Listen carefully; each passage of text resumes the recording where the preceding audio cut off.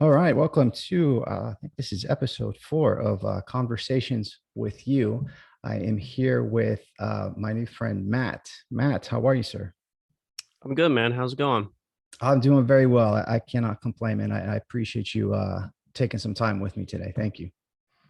Yeah, no, I appreciate it. I was gonna say actually it was um when I saw you starting to do that, it was you know, it was in my email that I sent you, I think when I saw your video about Deleuze, you had like maybe like 40 subscribers or something, and this Hmm. was around the time that I started knowing that I want to start, doing like making content, you know, with topics that I'm interested in and stuff. And one of the things I wanted to do was start following people that are just getting started, and see what happens. Because there's really a few people only that that dive like deep into like philosophical works and stuff. Like Greg Sadler is Hmm. one. He's been doing this for like 10 years, which is awesome to see. But it's also really cool to see like I wasn't around when he was just getting started, so I didn't see all the flukes and how he got over those kind of things. Like, and I feel like that's something to like,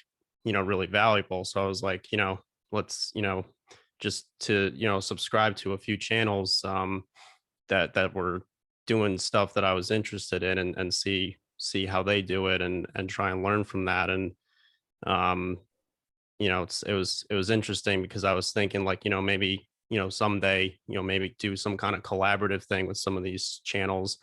And not long after I was starting to think, about that while I was putting my own stuff out, you came out with that video where you were like, I want to start doing these conversations. And it was kind Hmm. of a synchronicity moment, I guess, Yeah, man. How old are you? 26. 26. Okay. So Deleuze is really like a philosophy nerd's philosopher. He's pretty Yeah. you're pretty intense. There's a lot of that he presupposes that the reader kind of knows. So how did you find yourself reading him? Like, take me through the steps of how you found yourself in front of Jill Deleuze. Um, I think maybe like 3 years ago, I started getting into more French philosophers, which I don't really, I'm a philosophy major in college, and, it's steeped pretty firmly in the analytic tradition. So we don't really deal Hmm. with Deleuze, we don't do Foucault and all that stuff. I don't really think one is better than the other. I like all of it, but most of that stuff, I'm just prefacing that by saying most of that stuff I'm reading on my own. Hmm. But I think I started getting into Foucault. There was something I read about him that struck me as interesting, something that was relevant to something I had been thinking about, and then you know one thing leads to another. And I had actually, before I started reading Foucault, I had bought a book by Deleuze called it was a book. I think it's really the main edition of this work is an essay he wrote called Coldness and Cruelty, Hmm. which is about masochism. And I think he wrote that in like the late 60s. Hmm. And it comes with a story called Venus and Furs by Leopold Saker Masoch, who is uh, the namesake of the word masochism. Hmm. Um, and the reason I bought that book was actually had nothing to do with Deleuze. I had bought that book back in high school because I was really into the Velvet Undergrounds. I don't know if you know them. They have a song called Venus and Furs, which is about all that like S&M stuff. Lou Reed was really into all kinds of, kind of underground stuff, I guess, Hmm. Hmm. transgressive stuff. And I bought it and I read like 5 pages. And I was like, this is like kind of boring. Hmm. It was not what I was really expecting. And I never, the fact that this essay came with it, I kind of just was like, oh, that's kind of cool. And so this is like 5 or 6 years later. I'm pulling this book down from my shelf, and I'm like opening it up. I'm like, I never read this before. Let me see what he has to say. Um, and you're right, he does presuppose a lot because Deleuze does a lot of like meta philosophy, and he does a lot of like history of philosophy, Hmm. um, which if you're not like well versed in that stuff, he all when he's talking about history of philosophy, he's not like there's no footnotes really. And the Hmm. French philosophers, I think, are notorious for not citing their sources. Yeah. A lot of famous philosophers. I always found it weird. Like a lot of the philosophers that I read in school would probably fail a lot of the classes that I'm in today because they don't cite any of their sources. Hmm. But that's just, I guess that's just the way it was back in whenever they were writing. But um, I for whatever reason I found what he was talking about interesting. I think what I found interesting was he was working towards a definition of masochism, and he was critiquing the idea that masochism and sadism are just like one, that they're necessarily like entwined with each other.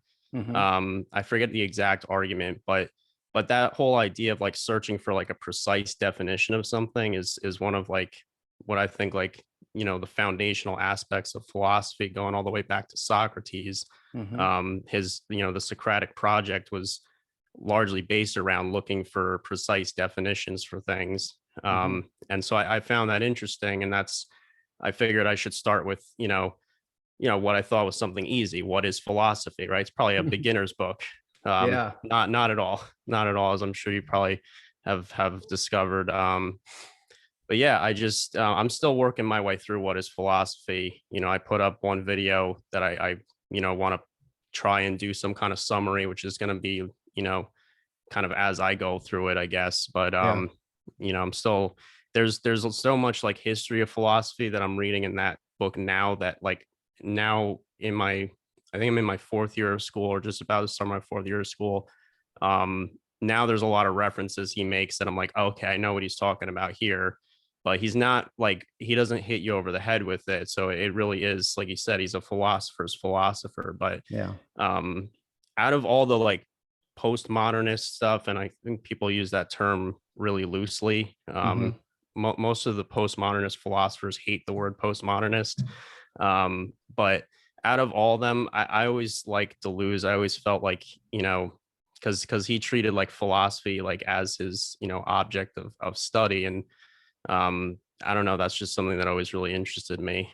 Yeah. Um, That's funny. I started with What is Philosophy as well. I got it, I think it was 2012 or 2013. I'm like, yeah, that seems pretty straightforward. And that was like the culmination of his work. Right. So, mhm, and each one of his books, again, presupposes that you've read the previous works, and a lot of the definitions and a lot of the concepts that, his ideas is a philosopher is one that creates concepts in a sense. Right. So he presupposes a lot there. And it's interesting that you come from an analytic background and you're attracted to someone like Deleuze, who uses language very, kind of purposefully, obscurely, in order to couch pretty straightforward concepts. Right. mhm. Once you get through the logic of the language, they're pretty straightforward concepts. So how long did it take you to kind of bust through the language there and get to what he was saying? Well, like I said, I've worked through one essay in full by him, and I'm still working through what is philosophy. But I think anything I could say I almost said Lacan, which will probably come up at some point. Yeah. Um, anything I could say about Deleuze in terms of like you said, like busting through the kind of obscure language, and um, I could probably say that about Lacan, Foucault, Hmm. a lot of philosophers of that like tradition. Um, that yeah, I think, and that's what I think irritates people, is that on you have the one camp of people that says they're writing obscurely because their ideas are just nonsense and they don't mean anything, Hmm. and then you have the other camp of people that says, well, their ideas are good, so why don't they just come out and say them? Hmm. um, and I don't know if I have like an answer for those people. I know for myself, I kind of enjoy working through that. Like, so that would be like the first step, would be finding an enjoyment, and like it's like a puzzle kind of. Hmm. um I mean, I like music and poetry and fiction and all that stuff too. So I don't say like, why does Shakespeare not just come right out and say what he's thinking? It's because, well, that would be a really boring poem to read. Yeah. Or T.S. Eliot. Like T.S. Eliot uses so many allusions to biblical stuff, historical stuff, Hmm. Greek mythology. He'll straight up just start writing in another language, at certain Hmm. points. And I think I always just liked that it's like that you have to put in some kind of effort to not just understand the ideas, but actually break through the language they're using to express them. Mm-hmm. There's I mean, I feel like there's a whole separate topic on like French philosophy in that period of time that is really interesting. Yeah. And I think Noam Chomsky has talked about it in kind of like a critical way, and I don't necessarily disagree with his appraisal of it actually. Mm-hmm. Um, but I think, you know, Noam Chomsky talks a lot about like the culture of French philosophy and the French intelligentsia, like, you know, in like the 60s and stuff. And you know, he's talked about how like you know, for better or worse, and some people think for worse, some people think for better. Being a philosopher in France at that time was kind of like being a celebrity. Like there was a lot of like social status like incurred like by being a philosopher and coming up with exciting ideas. Yeah. And Especially I Lacan, right? Especially yeah, Lacan. He was like a superstar. Yeah. he is probably the number one offender, I think, in a lot of people's lists of obscurantists, with, you know, Mm-hmm. maybe second only to Hegel, I guess. Yeah. But that's it's interesting. Am I one of the couples, I think last semester, I had to write an essay. It could be like on any topic, and I actually wrote about you know, to like respond to an argument that somebody wrote in a piece, and write your own response to it, why you agreed with it or disagreed with it. Mm-hmm. And the topic that I chose was actually it was a response to an argument that Lacan was an obscurantist. Mm-hmm. And you know, I've been, like I've said, I've been in this analytical, you know, philosophy department for the last 2 years. And every semester I think, okay, this semester I'm going to write about Lacan. I'm going to find Mm-hmm. a way to shoehorn him in somehow. And it just never ends up working. And finally I was able to, and, you know, it was fun. You know, Lacan is Mm-hmm. fun. Like, I guess, like, you know, maybe some people, like, I'm not really good at math. I never liked math, but I've had friends that were not only really good at math, but actually found it like stimulating and enjoyable. And it's almost like, you know, if you listen to someone who's like a real, like a math genius or like a programming genius or something, like they talk about it as if they're talking about like poetry or art or something, and to them it probably is. I Mm-hmm. actually remember talking to a woman a few months ago, who was telling me, you know, she used to work for NASA, and she was like in, what is it, discrete math or something like that. And she was like, you know, for she was saying how for her, like seeing like an equation that's like perfect is like beautiful to her. And she's like, Mm-hmm. you know, for me, she's like, you know, for you it's probably when you see like an argument like laid out and it like everything fits together, that's something beautiful. Mm-hmm. And I really liked that. I hadn't thought of it that way before, but when I heard somebody else kind of describe it that way, I kind of thought about it. I was like, yeah, it is kind of like an art. And Lacan, you know, Lacan's like personality, when you're like reading his stuff, like first of all, you're not reading something that someone sat down and wrote. You're reading, for the most part, you're reading his seminars. So Mm-hmm. you're reading some guy who's up and talking in front of people. And I mean, there's no question he's a terrible like orator. I mean, he Mm-hmm. goes on tangents that go nowhere. He makes references that have nothing to do with anything, just to kind of show that he knows something, Yeah. just to kind of show like, hey, I've read this book. There's no real reason for it in the seminar. Yeah. um so, and but that, like, I don't know, I like the rascals, you know what I Mm-hmm. mean? I like the rascals in philosophy and spirituality too. You know, I Yeah. like the guys that kind of, you know, don't color inside the lines, Mm-hmm. because to me that's almost like it's more human that way, I guess. um Didn't you say you have a kind of a personality trait where, as a kid, you we were talking a little bit before, that you like to keep your, you know, food separate on your plate? So what is that, yeah. like some OCD tendencies that you've had? Oh yeah, Yeah. 100%. Yeah. Yeah. I've dealt with The that, and I have a cousin that of mine, but kind of my best friend, that is really has that, and I find it interesting. I found it in different areas in my life. So it's like it seems like you're exploring these areas that are you're using that, like that's looked at as a deficiency, but I think it's the inverse. It's you can use that as a tool to explore spaces. So it's almost like a superpower in a sense. Like, they have autistic kids, and you look at it, and I work with a lot of them, but they have really wonderful areas to show humanity stuff, but we treat it as some kind of medical malady. And I think we're not exploring the potential there with stuff like that we really medicalize and kind of categorize like that. So I find it interesting. Now, have you read Difference in Repetition? No, I have Yeah. not. I've seen you done some videos on that. I haven't. Yeah, like you said, I started out with the end of his Yeah. career, and difference and Yeah. repetitions more at, that's at the beginning. I see that as like the Rosetta Stone of Deleuze, right? All of the concepts that he works out in all of his later works are the origins of them are in that book. So if you get that book and work with it, and crack the code there, that's one of my favorite books ever. And it's one of those that you pick up different times of your life. Like I would pick it up over years, months and years, and it operates on your consciousness. It's not one of those where you read for the information. It's something that you kind of read it, and it changes the way it colors your, not colors your perception, but it trains your perception in a certain way, and you kind of interpret your life in a different way after reading it. It's really quite awesome. Like it reorients your nervous system kind of by the information that it's presiding there. So I would suggest kind of doing that. How old were you when you first started liking philosophy or knew that you liked it? I was in high school, and I had at my high school, you, like probably a lot of schools, you were allowed to park there once you were a senior. Mm-hmm. But there were limited spaces. I went to a really big school, and so you had to carpool if you wanted to get a parking space. And the kid I carpooled with was always reading some kind of. He was more into like existentialism. Mm-hmm. So that was my first idea of like what philosophy is. Yeah.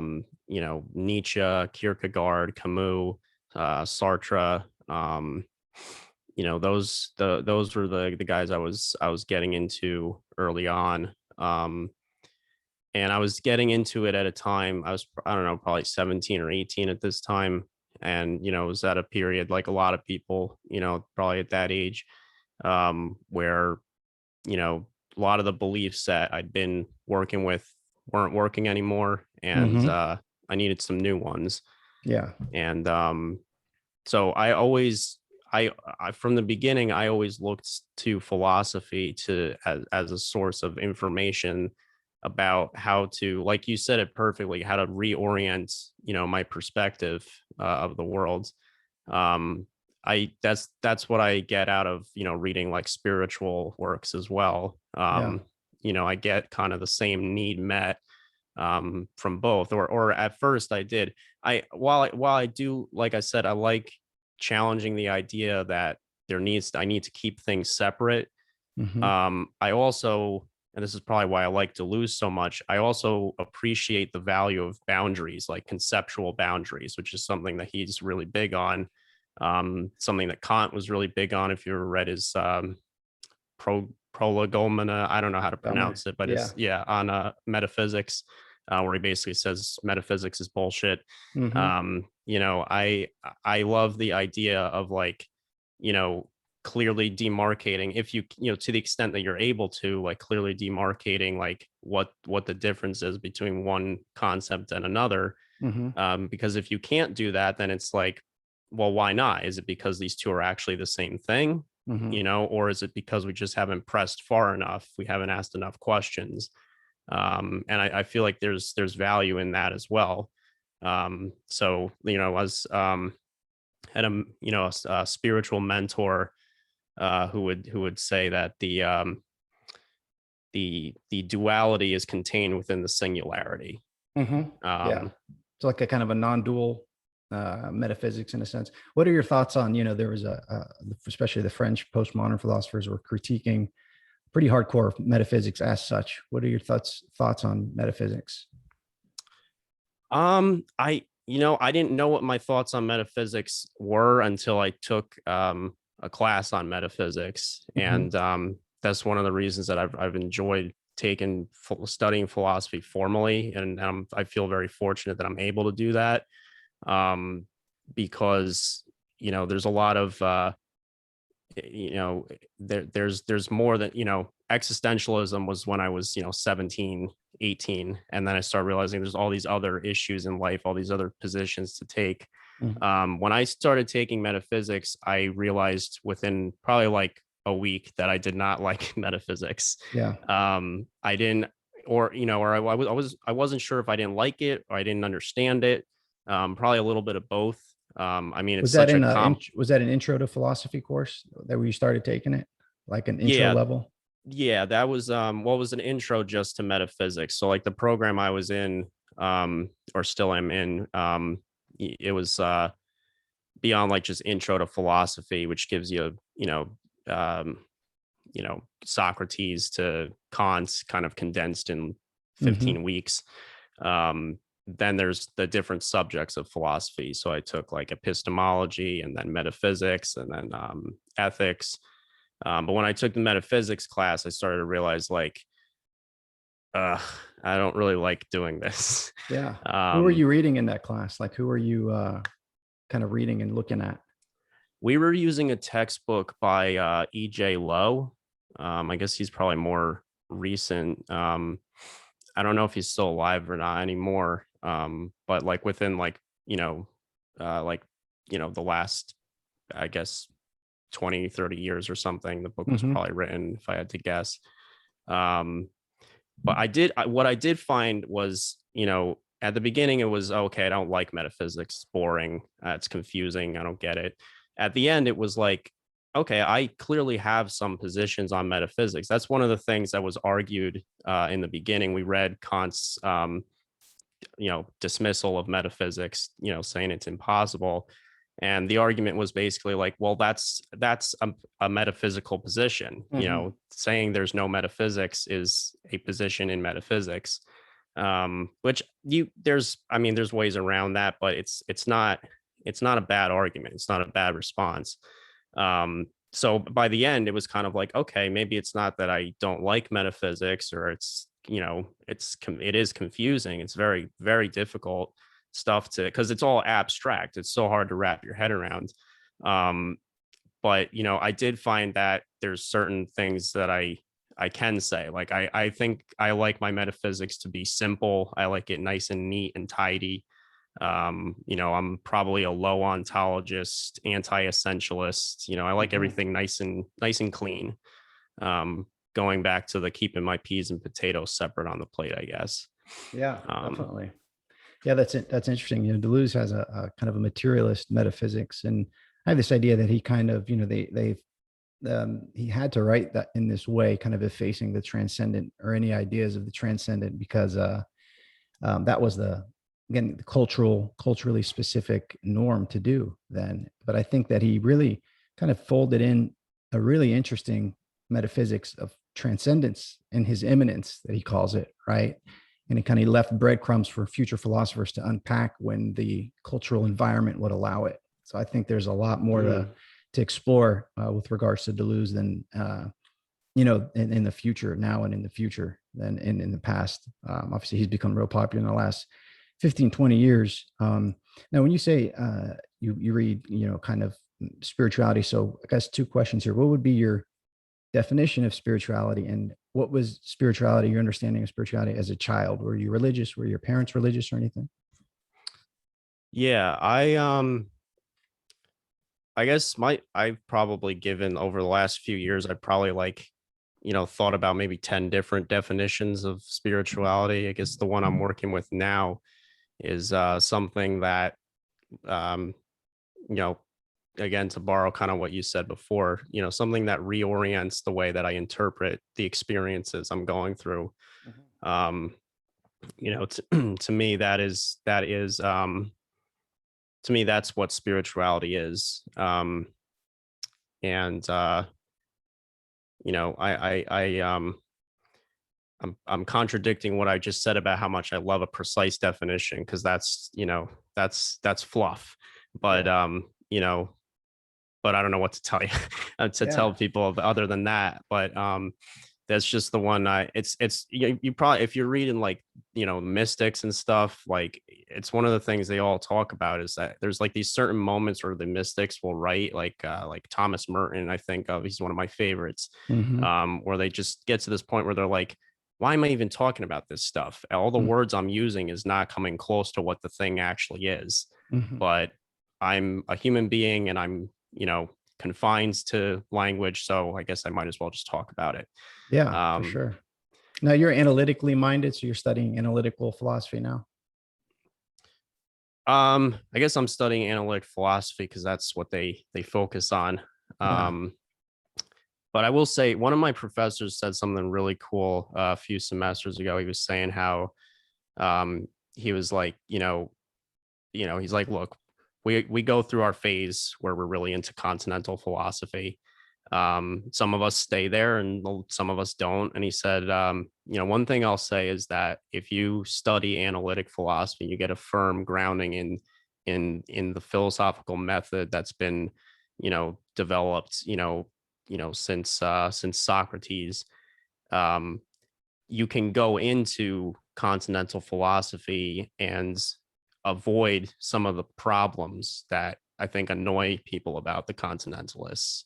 Yeah. Um, like what you were saying, I feel like I'm learning a lot about Deleuze. I'm feeling that I've not dived as deeply into him, as I probably should.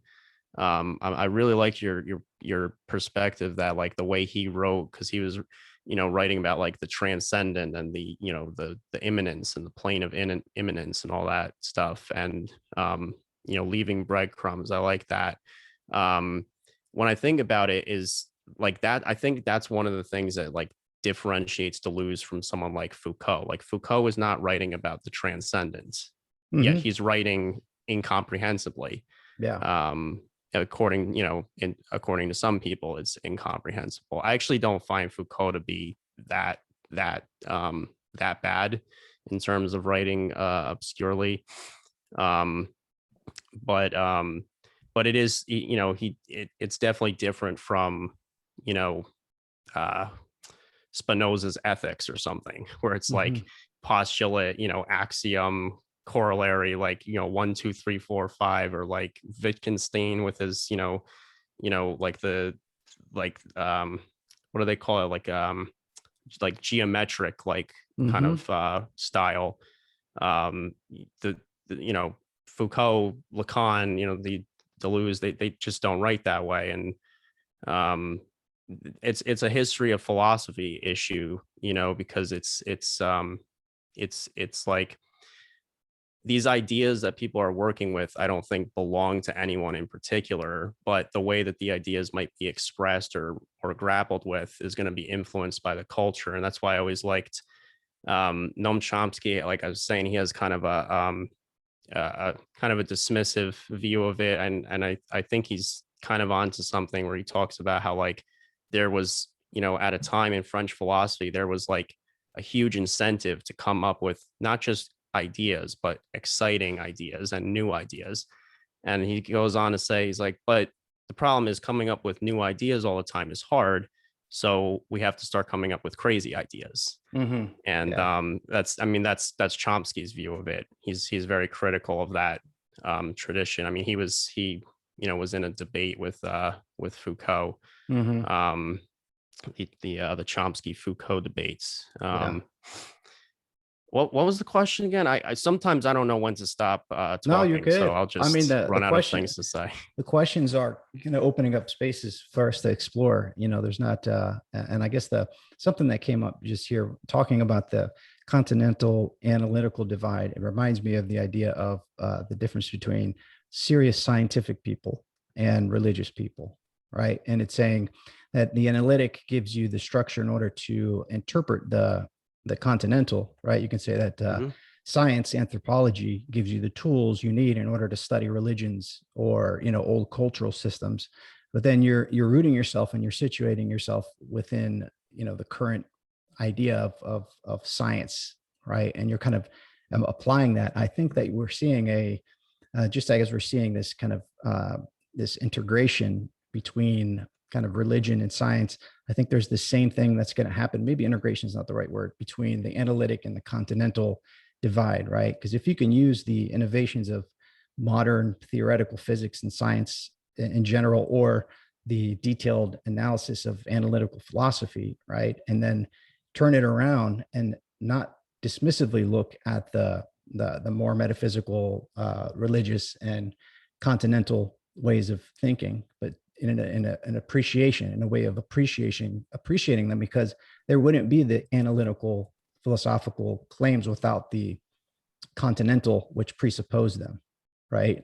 And so it's like, we've extracted these, it's like we've extracted these ways of understanding, analytical claims, but they come from these ways. These are, from Plato, from Socrates, in a sense, and this exploring and this observing, in a sense. And so it's like, what do you think about the divide between the analytical and the continental? Do you see it as something that's incongruent or unbridgeable, or do you think there's a bridge between it? Yeah, no, I think that there absolutely is a bridge between it. And it's, like when I started reading philosophy, it wasn't, I don't think I even heard the phrase continental analytic divide until maybe a couple of years ago. I think I watched a Carnegie's video on it, and then I started hearing about it in school. And I started thinking like, well, this is weird because I've been reading both of these. I didn't know that there were, I just thought it was all philosophy. If it's something good and something interesting, I'll read it. I never, I don't know how my reading of philosophy would have been influenced if I had known about this beforehand. I don't think it would have been as kind of like free, Mm-hmm. and unrestricted. But yeah, I definitely don't think that and I think that's an idea that I'm seeing, I like in, articles that I don't think I've written on that topic in school specifically, but I have done, a little research into it, and there does seem to be a trend moving towards maybe a synthesis, Mm-hmm. Yeah, um, you some kind know, of reconciliation, right? yeah, Yeah, I that would think. be cool. Yeah, I think that's something for you to do, right? You're a young philosopher. Are you interested in being a philosophy teacher, professor? Um, that's one of the things I've been thinking about for a little while, is either teaching or possibly some kind of counseling. I've benefited a lot from uh, certain kinds of counseling, particularly counseling that focuses on creating meaning in your life. I don't think they call it existential therapy anymore. Maybe there's some people that are still practicing that. If they are, that's awesome. Mm-hmm. But like Viktor Frankl, like that whole tradition, the man's search for meaning type of stuff. I've benefited a lot from that, and a lot of those people, Rollo May is another one that Eric Fromm, they Mm-hmm. pull from the philosophy and they pull from the religion. I think that was where it started. You'd asked me like what spirituality meant, Mm-hmm. and like what that was like for me when I was younger. Yeah. Um, and yeah, I was raised Catholic. Okay. Um, you know, um, Do you attend according church to regularly? yeah, when I was younger. I mean, I kind of the view I think is, you're once you're Catholic, you're Catholic whether you like it or not. Mm-hmm. But I think I've moved all over the place spiritually. Like I remember in high school, I watched a movie about Martin Luther and the Protestant Reformation, and I was like, oh my God, I'm doing it all wrong. And in my, kind of OCD going from one extreme to the other way, I went the other extreme, became very like legalistic, very rigid. Mm-hmm. Um, that doesn't really work. Um, I talk about this with some peers mine, that that what I was looking for when I started looking for more rigid ways of looking at the world was I was looking for some kind of security, some kind of certainty. Hmm. And they call OCD the disease of doubt, or the Hmm. doubter's disease. And they think Martin Luther had scrupulosity, which is a kind of a religious tainted OCD, Yeah, OCD that focuses on morals and religious rituals and stuff. sure. um there's a lot of evidence to suggest that he might have had something like that. um and I say that, like, uh, that when that kind of like uncertainty is intolerable, and you'll do whatever it takes to get certainty. I mean, you can get it, but you end up sacrificing serenity, you end up sacrificing peace of minds. You get very judgmental of, not just other people but of yourself. Especially yourself. um Yeah, yeah, yeah. yeah. And it And kind of it spirals like a feedback loop that happens. No, for sure. I think. Do you think this is related to the meaning crisis? Any thoughts on the meaning crisis? what's that? If you're the term the meaning crisis. Mm-mm. So it's this John Vervaeke. You know, John Vervaeke is a cognitive scientist. He did a 50-part series going from the kind of beginnings of philosophy, exploring the roots of the meaning crisis. And it's kind of this, Viktor Frankl touches on it, Mm-hmm. that, since we've effaced all metaphysical systems, that even people that currently that go to church, that believe, they don't really believe, right? They are kind of that we can't really take the claim seriously anymore, that there is of the Christian understanding of reality, that there is some kind of metaphysical structure you can count on, right? So we've kind of cut off from any kind of substructure or superstructure that we can relate to, right? So we're all kind of floating and grasping at different worldviews, systems, philosophical, religious, scientific, whatever it may be, trying to find meaning. So this idea that the postmoderns really deconstructed is that there's ultimate meaning as such, right? They did a pretty good job of effacing that idea, right? But I think the problem is that meaning is a fundamental structure of being and of reality. So there's no doing away with it, right? So just the same thing with religion. I think that if you try to do away with it, it's going to come back and rear its head in ugly forms and really weird ways. And I think OCD, which I've had and have, right, is, OCD is a term that we use to identify certain pattern in behavior. I don't think it's an ontological category or a malady like that, right? So I think Mm-hmm. the OCD and anxiety, depression, a lot of these are rooted in the same absence of meaning that is the undercurrent. And Nietzsche said God is dead and we've killed him. He was saying that the ability to believe in God is dead, and we've killed him with our hyper analysis. Right, his blood is on our hands, he said, and his whole retort was that we need to get beyond good and evil. We need to install our own ethics and our own morality, and that was the attempts of the 20th century, I think, and it hasn't worked. Right, it's No. led to disaster. Right, so what are your thoughts on ultimate meaning? Yeah, is there a God? Hmm. Well, have you ever read or heard of a book called The Perennial Philosophy, Yeah, Aldous Huxley? Huxley. Yeah. Yeah. Um that's kind of it's not the only book that I've read of that genre, whatever that is, Hmm. whatever you'd call it. But I point to that as kind of the paradigm example of, like, what do I believe? I mean, I went from, like I said, so many different things, went through a long period where it was like, I read Nietzsche's Zarathustra was, I think, the first book I read of philosophy. Hmm. And it was like, yeah, God is dead. One of the most misunderstood quotes, I think, in maybe all of philosophy. He's definitely one of the most misunderstood, I think, because people think he's saying, like, hurrah, like it's over, we're Yeah. free. He's like, he is, it's bad news, Yeah. because if it would be good news if God was dead and we had something else prepared to replace God, but Nietzsche's didn't think that we did, Yep. and didn't expect us to come up with anything anytime soon. and I Yep. don't think that we have.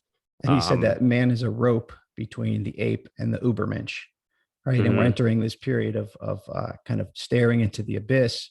But the abyss staring back is coming into this kind of hyper technological transhumanism, right? Like the same people that are into this idea of downloading our consciousness into computers, right, are the same people that completely disregard religion as superstitious. It's like, there's so many examples of like these hyper scientific ideas of, the idea that there was a flood because of human sin.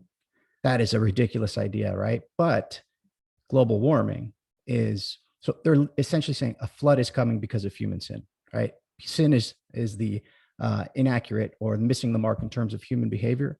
So scientists are telling you now, hey, humans, because of your misbehaving, the flood is coming, right? The seas are rising. And it's like, do you not see that you're just recapitulating the stories that you consider as ridiculous? And all of these religious ideas of worship, like the idea of worship is, I think that's another fundamental structure of reality. Human beings can't help but worship. And the question is, if you're not consciously worshiping, and I guess this will go into an opinion here, the ultimate mystery, right, or the infinite, or the highest thing, you're going to end up worshiping lower things, right, finite things, which are necessarily going to be destroyed, right? So it's money, wealth, status, power, sex, all of these things, which are necessarily going to be destroyed. I think that's another one of the underpinnings of the meaning crisis. And it's also like the idea of the 10 commandments, right? The idea that the first commandment is you should not have a God above me, right? That's like, you should not worship, anything higher than the ultimate mystery, right? Because anything else becomes an idol, and it becomes ideology, and it becomes idolatry, and will lead to a disintegration of the relationships that you have with yourself and with your family and with your community.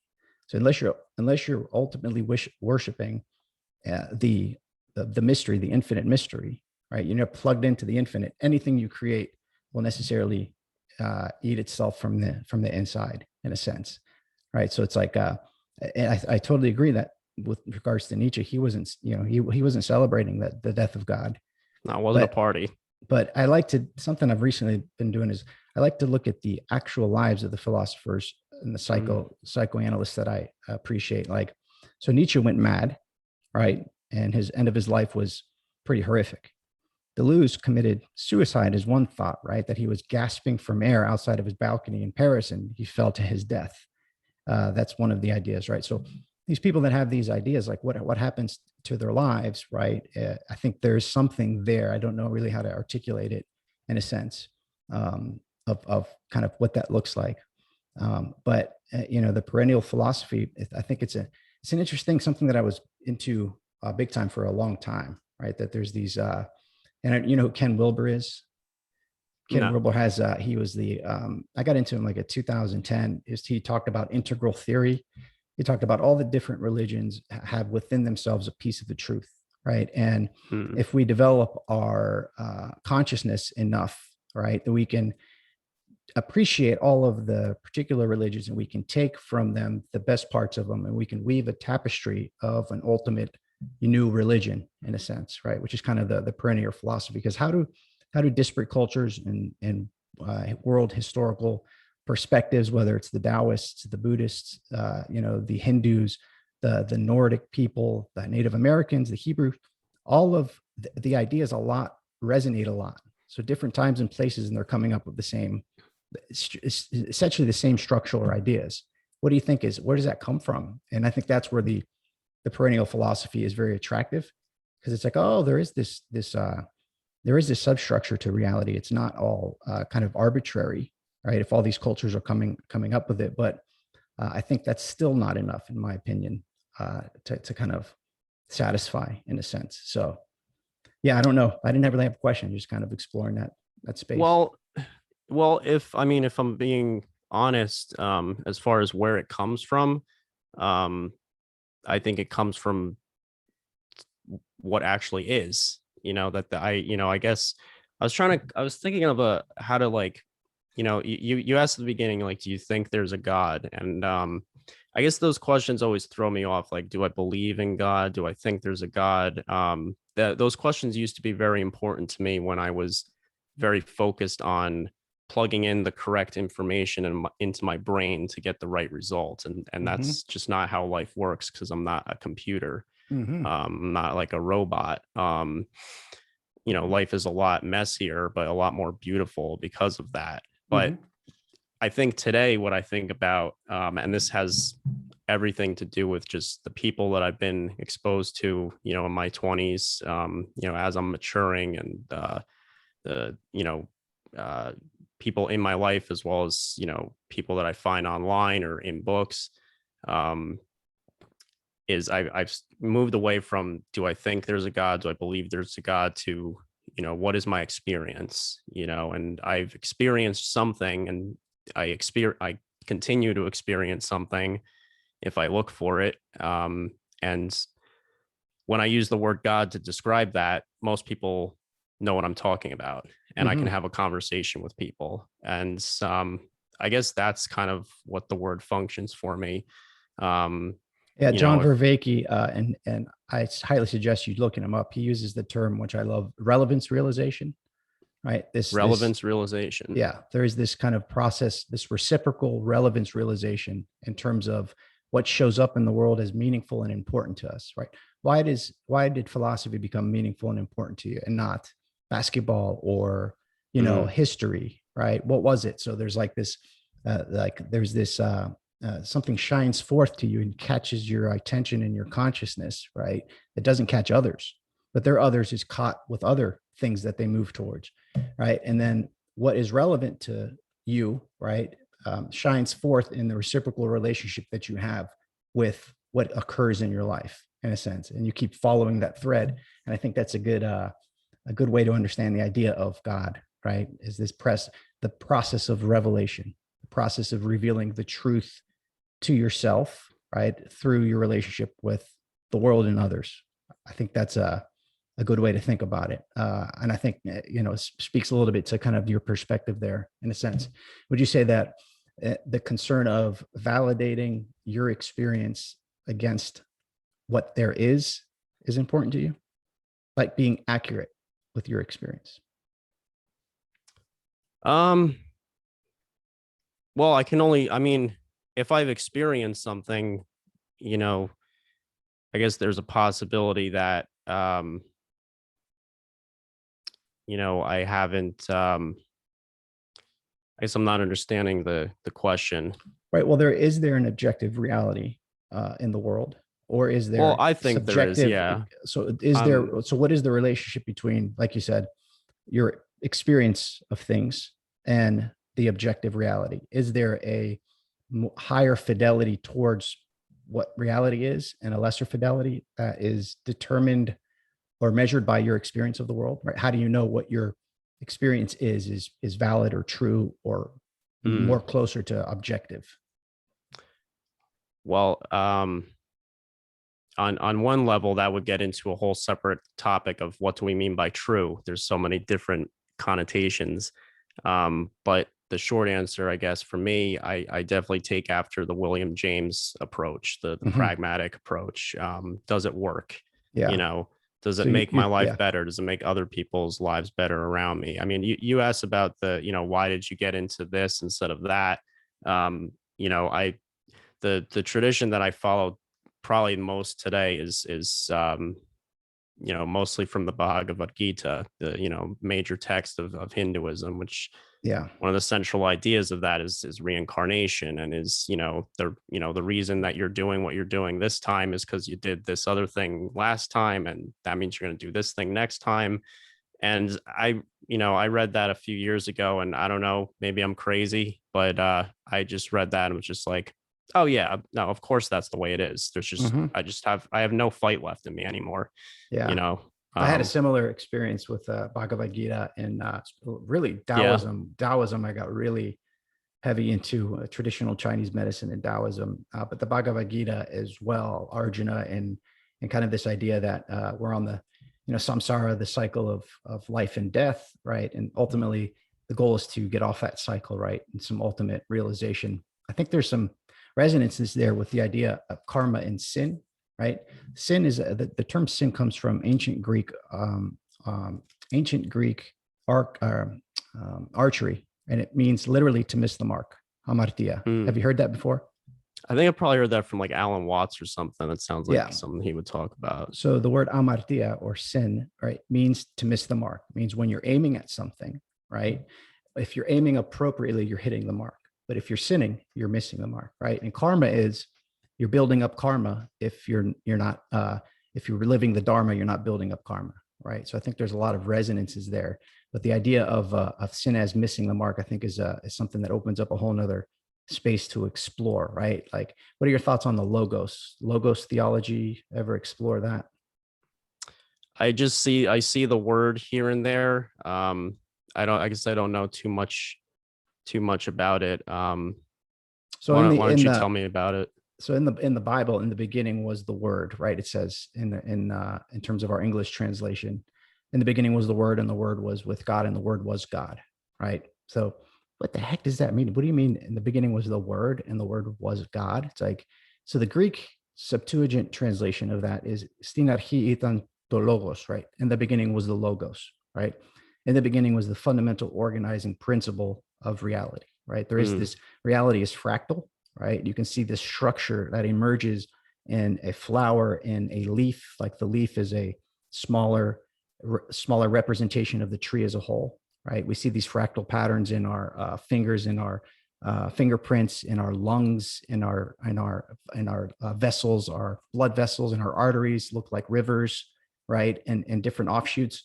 So there's this fundamental organizing principle to the structure of reality. There's also this fundamental organizing principle to the structure of our mind and our spirit, in a sense, right?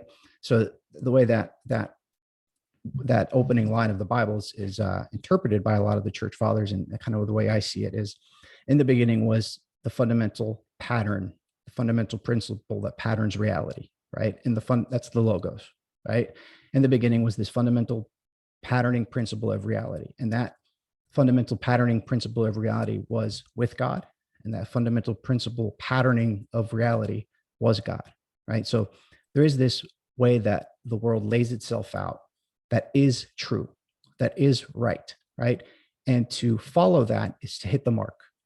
To miss it is to sin, to miss the mark, in a sense. The way that I see that, like the 10 Commandments, like I've always thought of them as like, why would God say, don't, sleep with your neighbor's wife, right? And all of these rules that seem they're like they're for children. But the idea is that the logos manifested these commandments, these 10 rules, this fundamental cultural code. It's like, if you follow these 10 rules, which are given in the negative, thou shalt not kill, right? Thou shalt not steal, thou shalt not covet thy neighbor's goods. The way that I kind of see it is that's the logo saying, hey, here's the fundamental principle that we see in physical reality manifested in human consciousness in terms of the relationships with each other. And if you follow these rules, right? If you don't lie, if you don't cheat, if you're not jealous of your neighbor's stuff, right? If you live like that, you will build your society that is more has higher fidelity to the logos, to the way the world lays itself out, right? Because prior to, and I understand that the logos manifested itself in different parts of the world in different ways, in different times, right? So the logos is found in Hinduism, it's found in Taoism, especially Taoism. And yeah, I was going to say definitely Taoism. The Tao is the way, right? Right. And I think that was the closest to the idea of the logos. And the idea from Christianity is that the logos, right, became man, right, in order to show humanity how to not miss the mark, right? He was sinless. Christ was sinless in a sense, right? And he came and taught, and he said, 2 rules: love God with all your heart. So there's commandment number 1: plug into the infinite, plug into the mystery. It's unknowable. God's essence is unknowable according to the orthodox distinction of essences and energies, or essence and energy. So you cannot know God's essence, but you can experience and know his energies. Just like right now, I don't know your essence, right? But I can experience your energies by talking with you, but I don't know you in a sense. You know what I'm saying? But I get a flavor of who you are by engaging with you and talking with you and experiencing you, right? So, it's like this idea, this fractal pattern that exists at all levels. Right? So the idea is that the logos manifested in the Native Americans, in pagans who worshipped different gods, the god of the trees, of the mountains, of the rivers, of the doorknobs. Like it really got specific in a sense. So the idea was like, so there are manifestations of the logos in everything. Like how does a flower manifest the logos, right? How does a flower worship? It blooms, right? It moves up towards the transcendent, and then it blooms in beauty, right? It goes from the ground and from the roots, from this dirt, right? Comes up this stem, and at the top of it, it worships God, right? It blooms in a sense.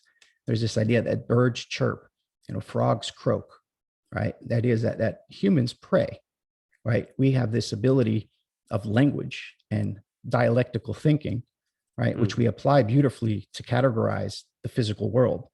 But that is ultimately meant to worship as well, right? So what does worship mean? I don't know, but it's like this idea of the logos is something that opens up a lot of spaces to explore other religions in a very interesting way. But then something that I've been working with, right? So the idea is that God, the fundamental organizing principle of reality that is seen in fractally at all levels, as above, so below, as within, so without, that became man, right? And that idea was crucified and died for the sins of humanity, right? Let's not think of it in our cultural terms, because it's been ridiculed so much, it's hard to even discuss it in a sense, like to really take it seriously, so it's like, well, what does that mean? And I think understanding it in terms of prior, the idea was, the idea of the God of the Old Testament is he drowned the entire world except for one family. What kind of God drowns his creation that loves everything, drowns his creation except one family to start over again, right? These are things you got to deal with. And a lot of people, I think, say, and rightfully from that perspective, is like this all-loving God would kill all of humanity, right? Well, it's like, if you, there's a way to, and this is kind of getting into some speculation, there's a way to, from my speculation, there's a way to work and develop a society and a world in which you can live appropriately and eventually become starfaring human beings. You become interstellar people in a sense, right? But you have to get just these 10 rules. This is the cultural code of reality, right? Imagine if we didn't lie to each other at all. Imagine if we didn't steal, and we weren't jealous of our neighbors' things. You got keeping up with the Joneses. Your neighbor, you got a new car, now you need a new car. He got a new fence, now you need a new fence, right? This is kind of what happens across the board, right? And then don't sleep with another man's wife. Why would God care? He doesn't care. He's saying that if you want to develop a society, if you want to live in such a way that reality lays itself out coherently against the logos, the fundamental principle, here are the rules, in a sense. That's kind of where I'm at, playing with that kind of idea. But that idea does not mean that the other religions were wrong, because the retort is, how could you have all these religions? Why would you think there's one right religion? And that's, I think, the wrong way to look at it. It's not that these other religions or worldviews or philosophies were wrong, that they were incomplete. They manifested the logos to a certain extent, right? And if the logos is the ultimate fundamental pattern of existence that we see physically, again, in the fractal patterns that we see, then that should be a pattern that manifests itself in our consciousness and in our human relationships.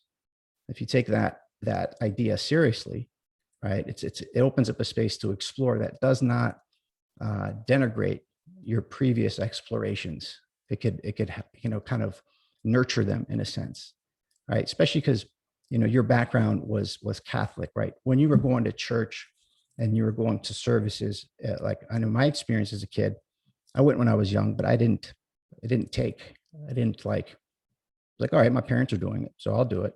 And then when they didn't care, I stopped caring, in a sense, right? So what was your experience as a kid? How long did you go to church for, and how did that kind of drop off there? Well, when I was when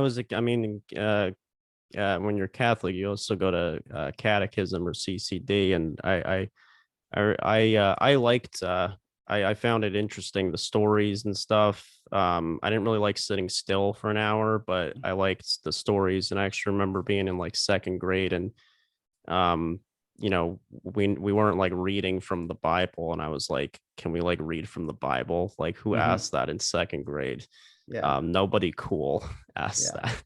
That's funny you say that, right? So last 5 people I've talked to, all of them said this. When I was a kid, a grade school kid, highly into the Bible, right? My 6-year-old is my wife, who's not religious, really wasn't brought up religion, was. The last 3 people I talked to had the same perspective. They said it almost just like that. They were like, I was a kid and I really was into the Bible and that stuff. And then, they looked at it like it was a kind of a crazy thing, but it's funny how the kids especially are really drawn to that kind of, and I guess you can use that as a critique to say that this is a information for kids in a sense, but I don't know, I don't know.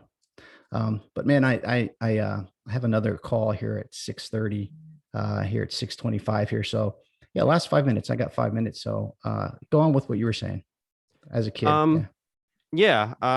Well, I was gonna actually, if I was gonna ask you something. I was also gonna ask if it would be cool to put a plug in for my fledgling Please. YouTube channel. Yeah. Um, but I wanted to And I'll link to it in my description as well. So go ahead. Yeah, please. yeah, so I've started a channel just last month, I guess, and you know, uh just trying to do, mostly focusing on stuff I don't get to really learn in school, like some of the Continentalists, some of the spiritual stuff, but really focusing on the idea of like spirituality and philosophy is something that, we can take and use in our lives. And I'm not the only one doing that. Like Greg Mm-hmm. Sadler is really big on that, and it's awesome that there's other people doing that. Um, but to kind of tie into something you asked earlier, what is worship? Like one of the things, like I'm a musician, I write, making these videos. I guess I look at creativity as a kind of worship. I mean, that's, there's, of course, Julia Cameron has the Artist's Way, which is like a 12-step program for people to get back into their art, Mm-hmm. because people fall off and stop creating. And she's very adamant that, that you're connecting with something bigger than you when you're, even if you just write one page in the morning, or just do one video, or just do one lecture, one painting, whatever. It's a start. Yep. Um, and I like that. And the other thing I was gonna say is that I guess where I've come from, you know, I just I was watching a show a few months ago, and there was a guy who was talking about, like, he was some religion, but he went into a different house of worship, and someone was like, well, aren't you this other religion? And he was like, any port in a storm works for me. And I was Mm-hmm. like, that is like, I love that. That is like the perfect way to describe how I look at spirituality. Any port Yeah. in a storm, maybe I need the Gita, maybe I need some Tao Te Ching, maybe I need Yeah. some Thomas Merton today, whatever I need for that spiritual diet, that I think everybody has. Mm-hmm. Um, but the last thing I wanted to ask you was, like, what are you trying to get or give, like, through doing, like, making this content, and seeing your channel, like, it's been growing, since I subscribed. What's your experience been like with that, and where do you want to take it? Yeah. I started it during COVID because I was working from home and I was reading things. And I was like, you know what, I'm going to, it was the book, the Christ, the Eternal Tao, which I is saw that. that book really spoke to me big time. I'm like, oh, this information needs to get out there. So I just read that book from cover to cover on my channel. And then, like you were saying, we were talking about earlier, the things shine forth for you, and then you follow that. And I'm going to turn the camera on and follow it, and share it with others. So that's kind of my tact is, if something inspires me, whether I'm reading it or thinking about it, I'm going to share it with others. And if people resonate, great. And if they don't, no problem. So I think that is it. There's no grand plan or anything. It's just connecting with people like you, and sharing information out there is rewarding. And I look at it as another artistic form or a creative form of expression. So I think, and I agree, like this idea of create art and just get out there and create, whether it's music or philosophy or whatever it may be, mathematics, right? Go out, get out there and do it. And I think that's is something to, ward off the meaning crisis, right? I would highly suggest look up John Vervaeke, the Meaning Crisis series, because he goes deeply into the philosophical history of each philosophical worldview in terms of meaning, where it led up to kind of where we're at now with the facing of all metaphysical structures, which has led to the reality as we see it now. And he has this idea of coming up with a religion that's not a religion, right? And a lot of different things there. But I would check him out. And you watch Jonathan Pajot at all? No, I've seen you interviewed him or something. Yeah. I'm not really familiar with him though. So he explores, culture, current cultural topics in movies using this idea of these patterns, these fundamental patterns that show up for us, and how you can see them in music and movies and culture and creative expressions. You can see them, and it really gives you this insight, really insightful into these fundamental patterning principles that work throughout our world. And if you develop and entrain your perceptual tools to observe them, it's not about, like, it's weird, it's not about believing in something. It's about, Marshall McLuhan said that faith is a mode of perception, right? Faith is a mode of perception. So it's not about blindly believing something dogmatically without any proof, right? It's about training your senses, your spiritual senses, to observe the broader world that's around us, right? Something like that. But yeah, before we go, what was the name of your channel? It's called Varsity Bookworm. Okay. Yeah, I like it. Varsity Bookworm. I'm gonna link it to. I'm gonna link it in the description here, and I'll see if I can share it with my community. And I encourage you all to go follow Matt and follow his channel. And I would encourage you just to keep going, man. I see we have very similar origin stories. When I got into existentialism first in terms of philosophy, I picked up Deleuze's What is Philosophy first, and I had these really deep experiences with the Bhagavad Gita, Tao Te Ching, Aldous Huxley's perennial philosophy. Keep going. It's not a scattershot of things. There is a through line there that will emerge, and I don't know what that will look like for you, but I will encourage you to keep going, man. So yeah, thank you for spending time with me, man. Thanks for having me, James. It was awesome. Yep. And I'll probably post this either today or tomorrow. I'll send you an email, and let's do it again. I wish I had some more time, man, because there's a lot we can explore. Actually, I have this, I'm reading this book with, let me see if I can get in there. It's called The Hierarchy of Heaven and Earth by D.E. Harding. It was written, I think, in the 50s. Highly recommend it. A lot of Deleuze's ideas in this, and he talks about this, the structure of the hierarchy of heaven and earth. So he calls, there's three levels of reality: the human, which is the middle view, the suprahuman, and the infrahuman. The infrahuman is what we explore in terms of science, right? Viruses, molecules, bacteria, they are what's inside of our body, right? That creates the identity of our bodies, right? And then our collection of bodies create an identity of a nation, let's say, right? And then that scales up all the way, right, to galaxies, intergalactic spaces, right? It's this similar pattern, this fractal pattern that exists as above, so below, right? So we can explore what's inside of our identities, and that will inform us of the identities above us, and vice versa, in a sense. But lots of ideas in there. I actually have a talk right now, talking with a group, and we're reading that book. So I highly recommend it. Hopefully next time that we do this, I'll have read some more Deleuze. So. I'd love to, man. I'd love to talk some more about Deleuze. So yeah, man. Well, thank you. Thanks, man. Yeah, man. Enjoy the rest of your day. You too. Take care.